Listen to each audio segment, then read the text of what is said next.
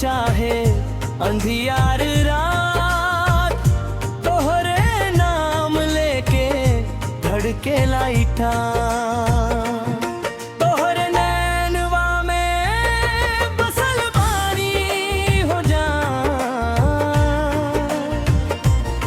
तोहरे प्यार में आगल बानी हो जा। जब से तू मिललू ए सजनी,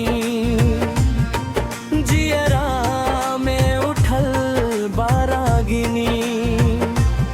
हंसी तोहार चाँद जैसन लागे, बोली मधुर जैसे सरगमिनी। तोहरे बिना सुना लागेगा, तोहरे बिना ना लागे ठान। आजा बाहों में समा जाओ, बन जा जिंदगी के तू छाओ।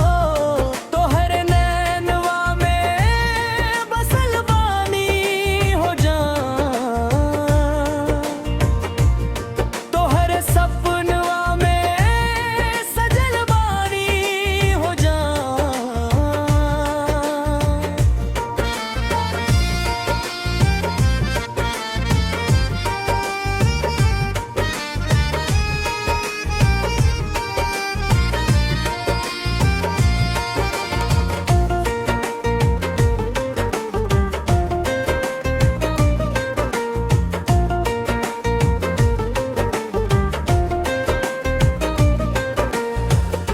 चुनरी तोहार हवा में लहराए, मनवा मोरा धीरे मुस्काए। पायल के छन छन सुन के सजनी, दिलवा मोरा तोहरा लगे जाए। बरखा में बिंदल तोहर चेहरा लगेला जैसे सावन सुनहरा। तोहरा संग हर पल जिए के मनवा मांगे साथ तोहरा। तोहरे नैनवा में बसल बानी हो जा, तोहरे प्यार में बादल पानी हो जा।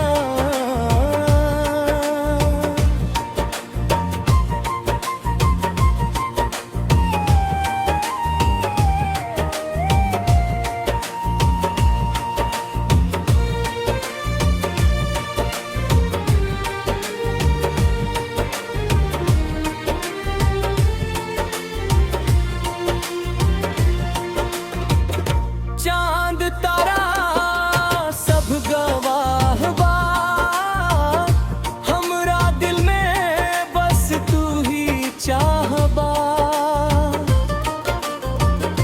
रात भर जागी तोहरे खातिर, ई प्रेमवा सबसे निराला बा। हाथ पकड़ के साथ निभई, हर जन्म तोहरे संग बितई। रूठबू त मनाइब हंस के, प्यार के दीप सदा जली। ओ सजनवा ओ हमार जान, तोहरे बिना सुना जहां। सांस सांस में बसल बाड़ू, तू ही ताड़ू हमार पहचान। गोरिया तोहर मुस्कान पे दिलवा हजार